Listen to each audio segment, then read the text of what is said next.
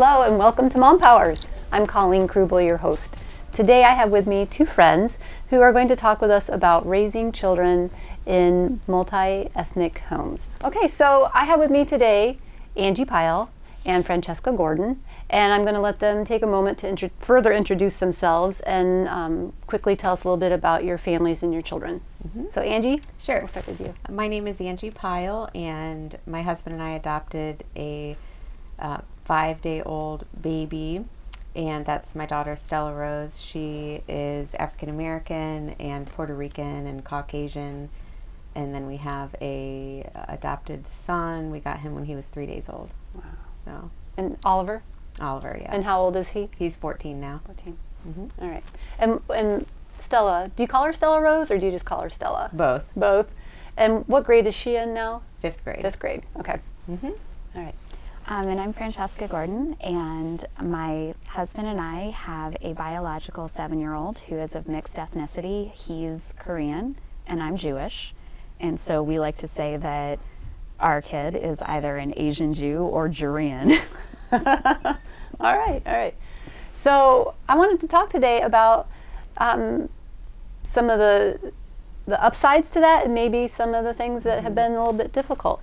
And what made me think about this as a possible topic was maybe a couple months ago I had an impromptu conversation with you at school. You were excited about a staff person, I don't remember if it was a teacher, coming on board within the district who was a person of color. And you were so excited, and it hit me like a ton of bricks. I'm like, wow, that never even crossed my mind that there wasn't good diversity with the school staff. Yeah. There's good diversity with the student population, largely due to the fact that we're here in Athens, Ohio, home of Ohio University.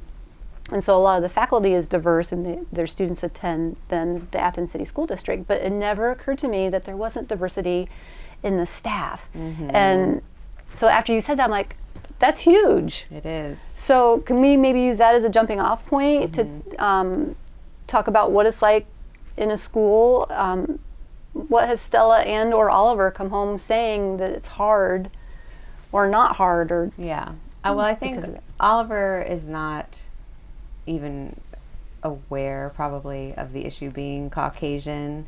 It doesn't dawn on him to really think about the fact that most of the teachers and staff that he sees are white.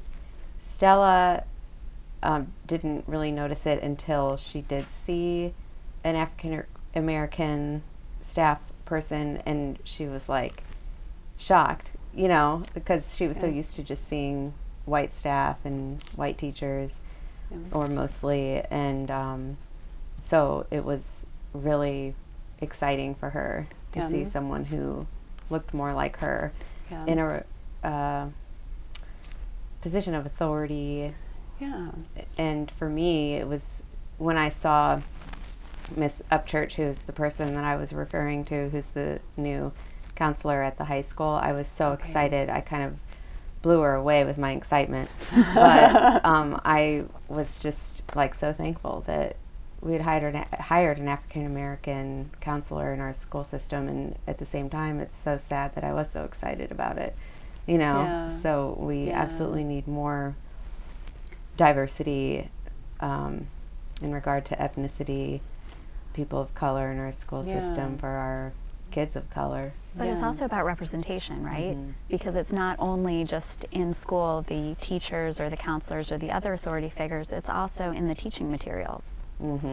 Because I don't know if Stella Rose has said this to you, but I remember when Maddie was in kindergarten, she was talking about all the toys in her classroom. And she was saying, oh yeah, and there's like Lego people and there's dolls and there's this and there's that. But I don't like the dolls and I don't like the Lego people. And I'm like, okay, well, why is that? She's like, well, none of them look like me. So I would like to play with the animals.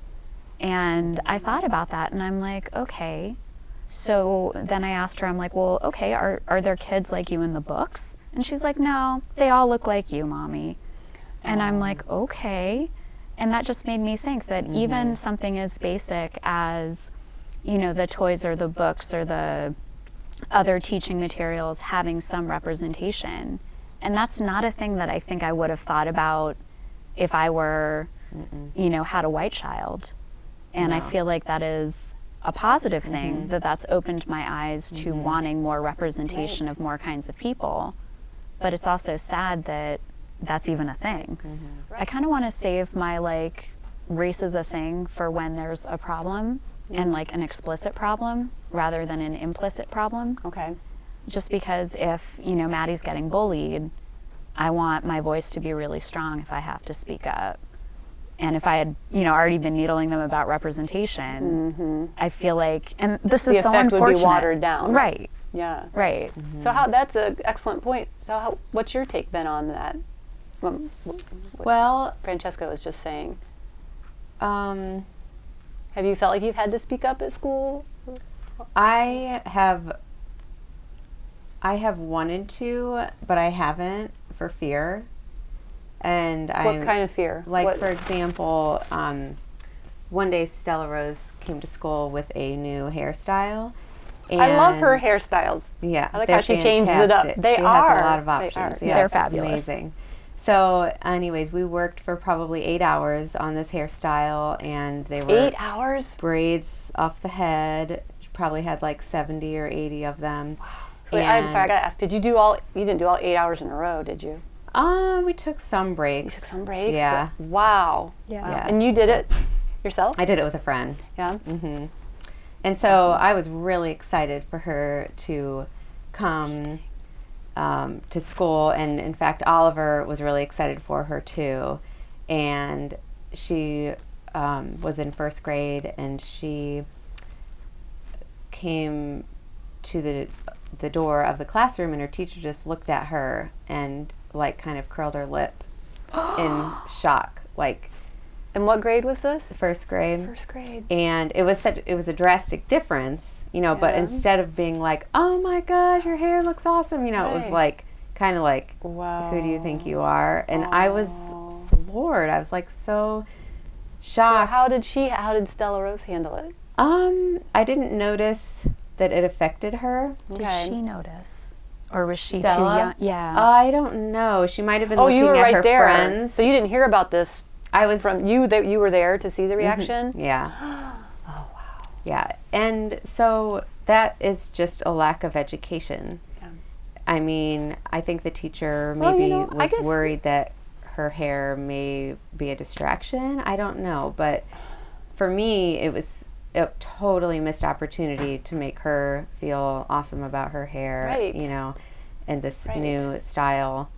And so that's just, that was a missed opportunity for me to educate the teacher about African American hairstyles and African American girls that come to school with different hairstyles and how to help them feel good about Right.